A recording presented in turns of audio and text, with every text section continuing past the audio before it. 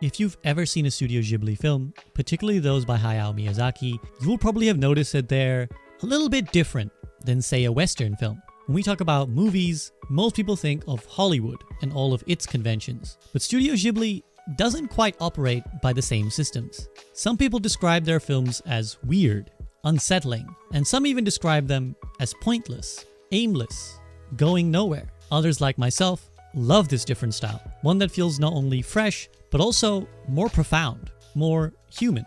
Something about Ghibli's work resonates with me more than traditional animated films, which, while still being lovely and amazing, sometimes feel too perfect to be relatable. Well, turns out there is a tangible reason for this. It isn't just some feeling we can't put a finger on, and that reason is called Kishotenketsu. Most Hollywood films follow what is called the 3-act structure, a term that anyone who has looked into screenwriting with even a passing interest has probably heard about.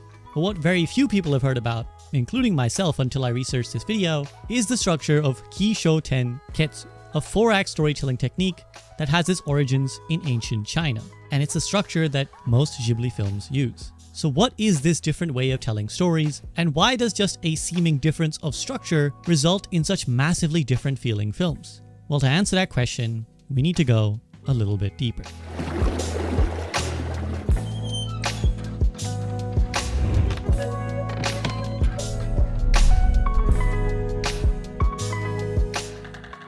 Before I explain how Ghibli's structure is different, I first need to explain what Hollywood's structure is. The 3-act structure. The 3-act structure simply divides a film into 3 significant parts, each of which has its own conventions. To explain it in terms of a famous film most of us know, let's take a look at Star Wars Episode 4 as our example. And it goes without saying that there will be spoilers for all the films discussed from here on out. Act 1 of a 3-act structure is the setup, where our characters are established. Here we first meet the rebels, Princess Leia, R2-D2, and C-3PO, then finally Luke Skywalker, getting to know what roughly each of them want and are like. Act 2 is the escalation of the film. This is where the stakes get higher for our heroes and the action gets more serious. In Star Wars, this comes as Luke begins his travels into space with Obi-Wan, Han Solo, and Chewbacca. Things start to get dangerous for the gang. Alderaan is blown up, our heroes are captured by the Empire, and Obi-Wan is tragically killed by Darth Vader. Luke and Han manage to free Leia and then escape to the rebel base. This is when we kick into Act 3, the climax and the resolution of a film. This is where our hero confronts the big bad guy and usually wins. In Episode 4, this is where the rebel forces attack the Death Star. Luke narrowly dodges the threat of Darth Vader and blows up the Death Star in his fighter plane with a little help from Han Solo. Then we see the resolution of all of that, as Luke and Han are given medals and proclaimed heroes for the Rebel Alliance. This is a pretty tried and tested structure for Hollywood, so you can probably look at almost any film released in the last 40 years and 90% of them would fit within this framework. So obviously there's much more detail and nuance than what I'm explaining right now. I just want to quickly run through it so we can talk about what comes next. Storytelling is an ancient art, and so it stands to reason that different cultures tell stories differently. And this is where the East Asian structure of Kishotenketsu comes into play. Its exact origins are unclear, but it's thought to have come from China somewhere between the 700s and the 1200s. First, as a structure for poetry.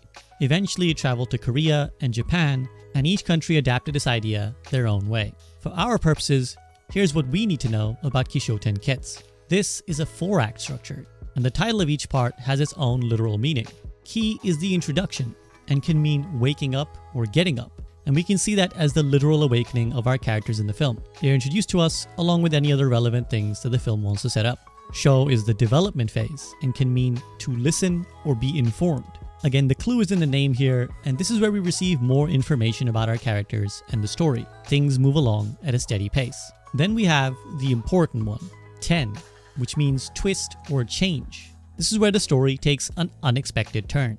In Western films, you would ordinarily call this the climax, but the climax usually comes from an inevitable showdown between the forces of good and evil. In the case of 10, what usually happens is that some new force appears in the film, some agent of chaos that changes its direction slightly or entirely. More explanation of this in a minute. But finally, after that, we have Ketsu, the conclusion, and it can also mean something coming to fruition. Here we tie together all the elements that were introduced to us in the first 2 acts along with that new agent of chaos thrown in Act 3. We merge these otherwise disjointed pieces and create what is hopefully a satisfying conclusion. Note that the conclusion doesn't have to be all-conquering. In a Hollywood film, evil will be defeated and our characters would live happily ever after. But this isn't what Ketsu means. And again, we'll elaborate on that in a second. I know the abstract discussion of these ideas can be a little bit hard to follow, so let me provide a tangible and incredibly helpful example, courtesy of a Tumblr blog called Still Eating Oranges. They have a fantastic 4-panel comic which illustrates the differences in these two narrative structures that I'd like to show here. First, we have the Kishotenketsu version. In the opening panel, we have a young girl approaching a soda pop machine and pushing a button to get a drink. This is the key, the setting up of the situation. In the second panel, she grabs the drink can that has come out. This is the show, the development of what we learned in the first act. Then we have the all-important third panel, the 10. Here's where something completely new enters the field. We now suddenly see a panel where a young boy, sat on his own, is kicking his feet like he's waiting for someone. Notice how this panel at the moment has almost nothing to do with the 2 panels that came before it. To an unprepared observer, it can seem almost random or poorly made. But then we get to the 4th panel and it all resolves. The Ketsu. Here we see that young girl we first saw has brought the soda can back to this boy that we've now seen in the 3rd panel. Thus, the final act brings together all the elements from what we've seen previously. What may have seemed random now has significance and new meaning, and brought our story to a satisfying conclusion. Now let's look at how the story would be told differently if it was done via the Hollywood structure. In the first panel, we see the same young girl approaching the soda pop machine and again looking to get a drink. But this time, we see in the second panel that rather than the drink coming out, nothing happens. Our protagonist is confused by this and looks to see what is going on. In the third panel, she pushes the button again and now the drink comes out. Finally, in the 4th panel, she gets the soda and takes it for herself.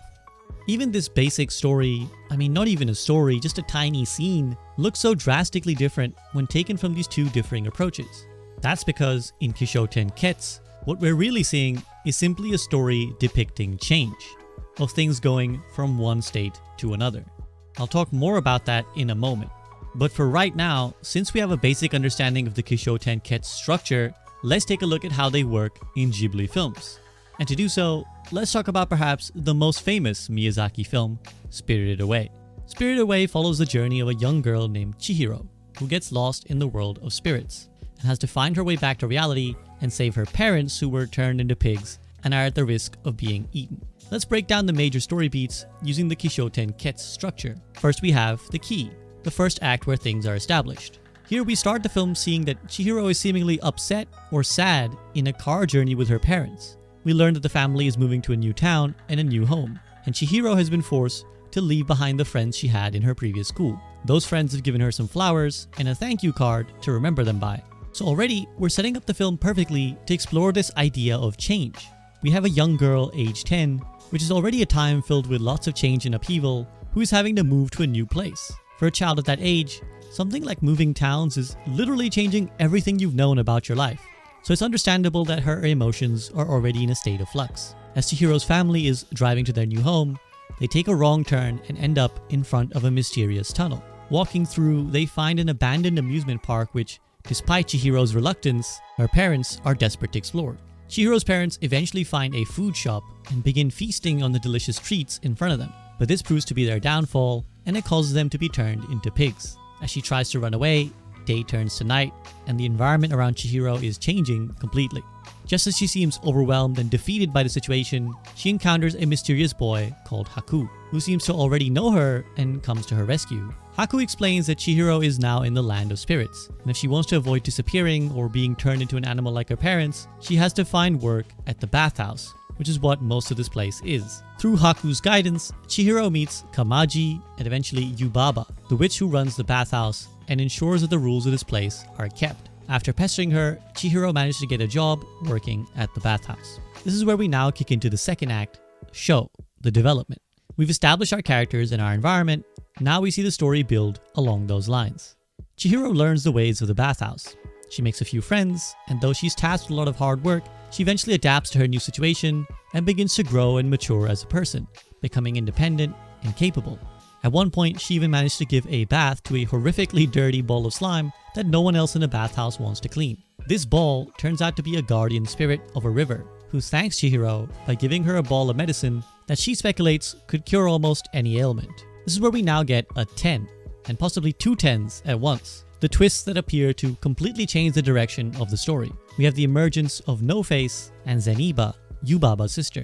No-Face is a spirit that starts causing chaos in the bathhouse, devouring just about everything while showering the workers in gold.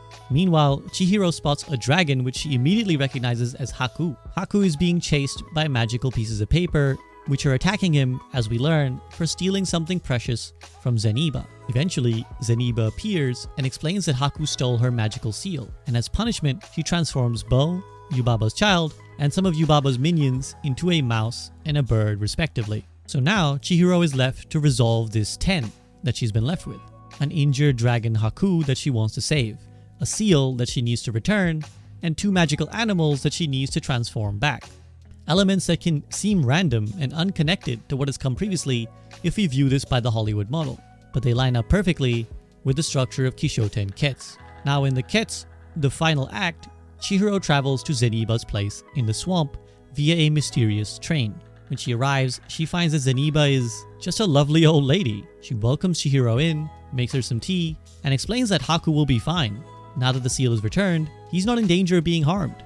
And the thing that he vomited up, which had Chihiro concerned, was actually a slug that Yubaba used to control him. Without it, he's free to operate on his own free will. As for the 2 creatures on her shoulder, well, they're actually free to transform back at any time they want. They're choosing to stay in these forms, presumably because they're having such a fun time with Chihiro. Soon after, Haku arrives and takes Chihiro back with him to the bathhouse. Though on the way, they realize the reason for their familiar feeling connection. They have met before, when Chihiro was a kid and fell into the Kohaku River. Haku's real identity is Kohaku, the spirit of the river who safely guided her back to the shore. Realizing this to be true, Haku now feels back in control of his life.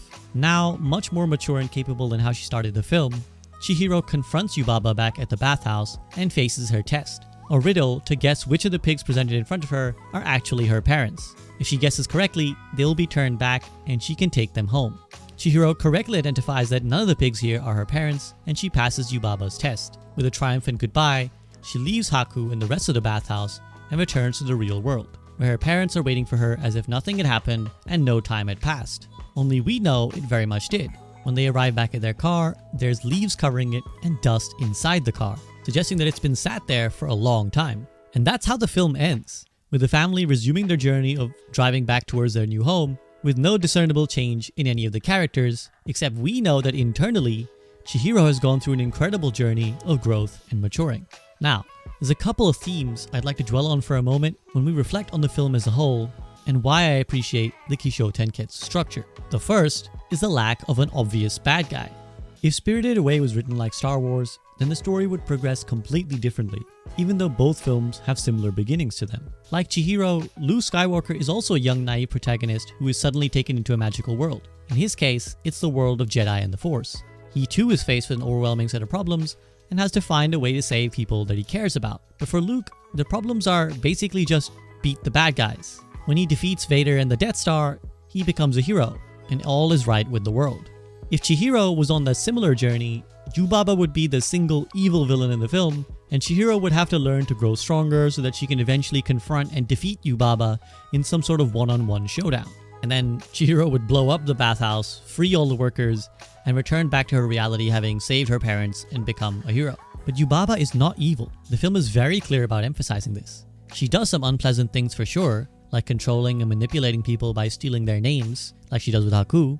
And we get the sense that she's not the nicest boss you'll ever have, but she's not responsible for the actual bad things that happened to Chihiro. Chihiro's parents turned into pigs because they broke the rules of the spirit world. They ate a bunch of food without asking or paying for it. And the threat of Chihiro disappearing is again simply because of the rules of the world. Yubaba actually gives Chihiro a lifeline by letting her work at the bathhouse, something she does because of an oath she made that she would give anyone who asked for a job. That is the strange and beautiful thing about this film, depending on your perspective, that the biggest antagonistic force are just rules and laws. The world works in certain ways, and you have to abide by the rules. That's the reality of things that Chihiro has to understand and eventually try and resolve. Even when it comes to saving Chihiro's parents, Yubaba's own son demands that she let them go or else he won't like her anymore. But Yubaba tells him that she can't free them even if she wanted to. There's a contract and rules that mean that Chihiro has to go through this process of solving the puzzle to free her parents. So Yubaba is not the villain that Chihiro has to defeat. In fact, there are times when Yubaba is very lovely towards her, praising her when she does a good job of cleaning the river spirit. Sen, you did great! Everyone learn from Sen. Similarly, Zeniba, Yubaba's sister, is not a villain either. Even though when we first meet her, she has all the hallmarks of being a bad person. Her minions are attacking Haku, a character that we like. She threatens Chihiro and turns the people around her into animals, reminiscent of what happened to her parents. But Zeniba is not evil either and treats Chihiro very well. She makes her tea and a headband that will protect her and warmly calms her about all the fears that she has. As she explains, both she and Yubaba are halves of a whole, capable of being both good and evil. That's how we should view them, and indeed the film as a whole. There is no good versus evil, just people capable of being both. The same is true of No-Face, the mysterious creature that ends up turning the bathhouse completely upside down. He too could have been a villainous figure, especially when he eats a bunch of people and becomes quite scary and seems to attack Chihiro. But all those people get vomited back up, and he never actually hurts Chihiro, so none of his actions have any evil consequences. Ultimately, all he wants is to be Chihiro's friend, and to be liked by her, and none of his actions are malicious. They're just the desperate attempts of a lonely spirit trying to find some friends and gain the attention of the one person who shows him kindness early on in the film. By the end of the film, he finds peace by becoming Zeniba's friendly, mild-mannered helper. Now, I'd like to pause for a minute and admit that there's something I haven't told you about yet. A key aspect of Kishotenketsu that I've been withholding from you.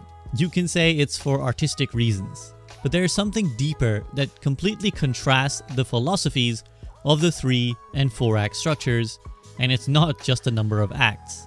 And this key philosophy is the role of conflict, something that you'll see is notably absent from Spirited Away.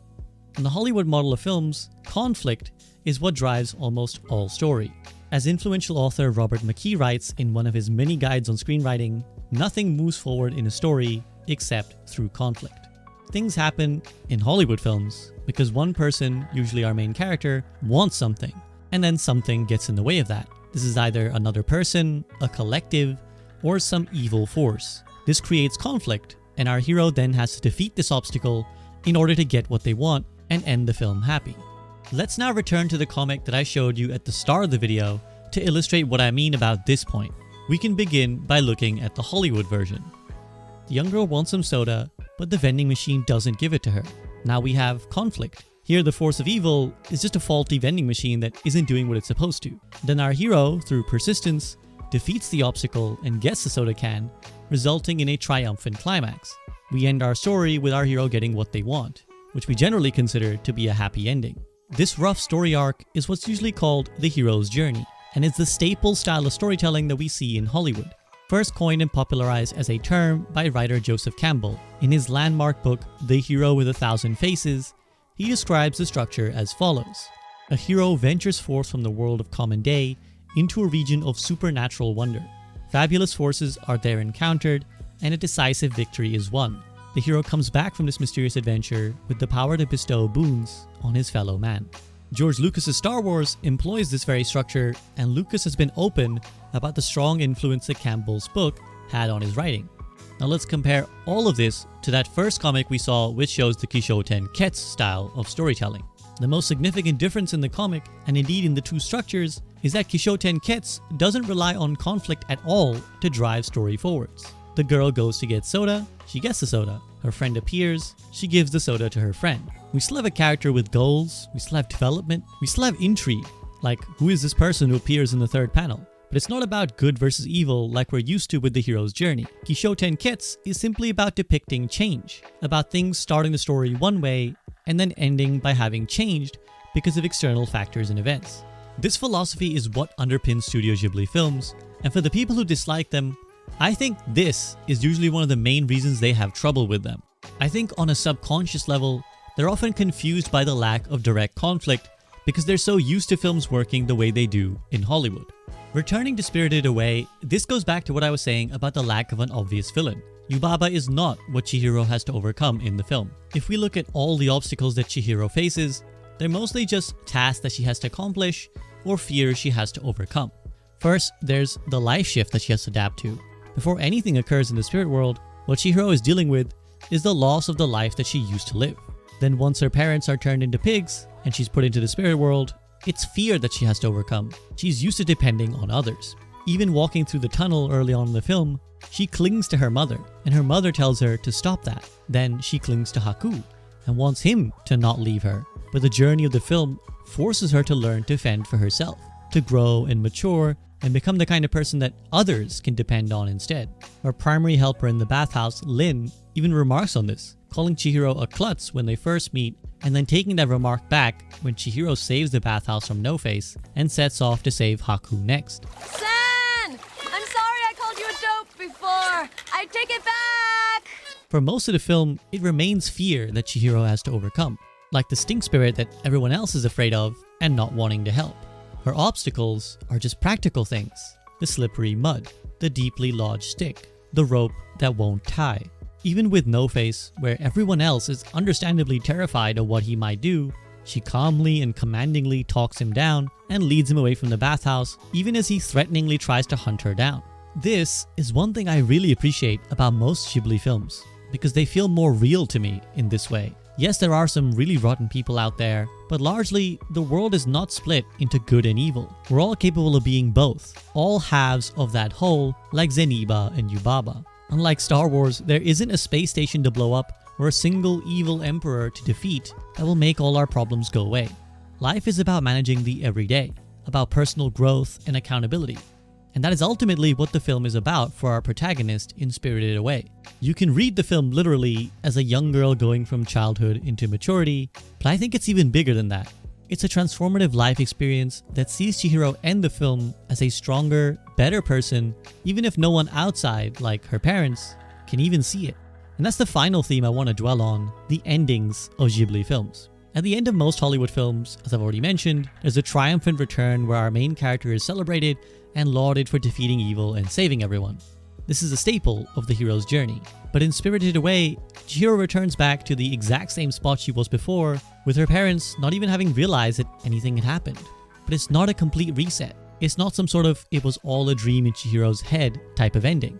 As I mentioned earlier, the family's car has leaves and dust all over it, telling us the viewer that clearly time has passed, that the family really was in the spirit world for however long the events of the film lasted. But the film doesn't feel the need to tie it all up into a neat bow, and I appreciate that a lot. We could have had Chihiro's parents be aware of what she did and celebrate her. We could have had Haku reappear at Chihiro's new school, now just pretending to be a normal boy. We could have had the workers of the bathhouse escape with Chihiro, but none of that happens. How much time has passed? Will Chihiro's parents learn about how much she's done and grown? Will she ever see Haku again? What the hell happened to the moving van, which surely left all of their furniture sitting outside their new house for days on end? These are all things that we would concern ourselves with if we wanted a perfect, happy ending. But the Ketsu part of Kishotenketsu doesn't require this. We don't need a neat little bow over the ending. It's actually totally fine to leave it up in the air. We are free to answer these questions in whatever way makes sense to us, because that's what life is: understanding and interpreting the world you see for yourself. To really emphasize what I mean about this point, I want to bring in one of the Ghibli films that I think illustrates this even better. The final twist of this video, I promise. I want to talk about Arrietty for a moment, a film that resonates with me a lot personally and demonstrates what's so beautiful about the Kishotenketsu style of film endings. In Arrietty, we again have another young girl at a crucial turning point of her life. Arrietty in this case is a borrower, a type of miniature creature that lives in human houses and borrows, or more accurately takes, stuff from the humans to live their own peaceful life. At the start of the film, Arrietty is now old enough to venture out with her father to borrow things. But one of the golden rules of their people says that they cannot be seen by humans, since humans can't be trusted. There's a high likelihood that humans will try to hunt or hurt the borrowers should they learn of their existence. So her father is very clear that if she tags along, Arrietty cannot be seen by any humans. Of course, as fate would have it, she is seen by Sho, the young master of this house who's just moved in and is suffering from a grave illness. He's waiting for surgery and is in poor health currently. Over the course of the film, Arrietty forms an unlikely friendship with Sho and learns to trust him. His maid Haru, though, is fascinated by the borrowers and wants to capture and study them, and manages to briefly capture Arrietty's mother, confirming the fears of the borrowers that humans are a threat. But in the classic Ghibli way, it is a human who helps them, and Sho helps Arrietty rescue her mother and hide all the evidence that the borrowers were ever there. Now at this point, again, if we were following a traditional Hollywood structure, Arrietty would make peace with the maid, reveal the existence of borrowers, and they'd all learn to live happily ever after in peaceful coexistence. And in this case, that would be a nice message. You could certainly see that as a wholesome metaphor for how people from different backgrounds should learn to live together in harmony. But again, that's not the way of Kishotenketsu, and that's not the way of Studio Ghibli. Instead, what happens is that Arrietty is forced to abandon her home, they gaslight the maid into thinking that she saw nothing, and we're not sure if Sho will live or die. And I love it. I love it because of this scene. As she's about to leave to find a new home with her family, Arrietty hears a call from Sho. He has a parting gift for her and gives her a sugar cube, something she was originally borrowing when he first meets her. And she gives him in turn her hair clip to remember her by. She asks when his operation is, the one that will decide if he lives or dies. He tells her that he'll be fine because having met her has given him the will to carry on living. She tearfully thanks him for protecting her and then says goodbye. He says to himself that he will never forget her and that she's changed his life for the good. And that's the end of the film. Arrietty and her family sail away in search of a new home, and Sho's fate remains unknown, though we can assume that he lives because the story is narrated by him as a tale that he remembers from one summer in his childhood. What I really like about how Arrietty ends is that it's so much more human, so much more relatable than most films you normally watch. Now, this is not to say that Hollywood films never have bittersweet endings or pensive messages, but in an animated film that is meant for families of all ages to watch, it is absolutely not the norm, but it is for Studio Ghibli. People come and go in your life. This is a fact that basically any adult will understand. You have friends.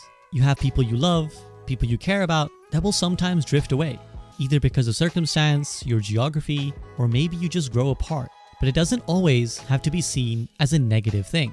What's important is what they leave behind as an impact on your life and who you are. And that's what makes the message of Arrietty so poignant. I actually watched this film with a friend who I knew I was only going to have a limited amount of time with. This friend was traveling from abroad and merely passing by through where I live. So although our friendship was really valuable to me, we both knew it was going to be temporary. But that doesn't make it any less meaningful at that time. And those memories of a lovely time spent together will stay with me forever. And they can enrich my life and change me for the better despite being short-lived. This to me is part of the secret sauce that makes the Kishotenketsu structure so potentially powerful, and why Ghibli's implementation of it is so good. Hayao Miyazaki has always stated that he wants to create meaningful media that families and especially children can understand and learn from. And that's why so many of his films do exactly that. And that's why I love Studio Ghibli films. Not just because they're beautifully made and cozy and wholesome with lovable characters and memorable settings, but because from the ground up, from within their very structure, they are films not designed to tell the story of good versus evil, of conflict, of people fighting and one thing overcoming the other so that everyone else can live happily ever after. They're just films about change, about the experience of humanity and what value people bring as they come and go in each other's lives. If we take both Chihiro and Arrietty's stories, they both meet people who become important to them very quickly, Haku and Sho, but neither have to live happily ever after with them. Both of their stories are just about a time of great change in their lives, when they went from being one way to another, and ultimately they became stronger, wiser, better people. And that's how I hope most of us strive to live our lives. To not try to fight against the world in the hopes of defeating some singular force of evil, but to take life for what it gives us, to strive to be better people and to appreciate the other people around us, for however long they do or don't remain in our lives. So for that reason, I hope more Hollywood films are inspired to try dabbling in a different kind of structure, and just sometimes trying some Kishotenketsu, because of how profound a story we can tell when we aren't always looking to force a conflict-driven happily ever after. Thank you for watching this video. If you've enjoyed it, then please consider supporting me directly via Patreon, where you can earn rewards and help me keep making videos like this one. Also, please do share and spread this video with your friends and on social media so that a small channel like this one has the chance to reach a bigger audience. And check out some of the other videos on the channel that you might like, and if you do like them, please do consider subscribing. But that's it for now. Do drop a comment below if there's a film or piece of media you'd like me to look at next, and hope to see you again very, very soon. Have a great day.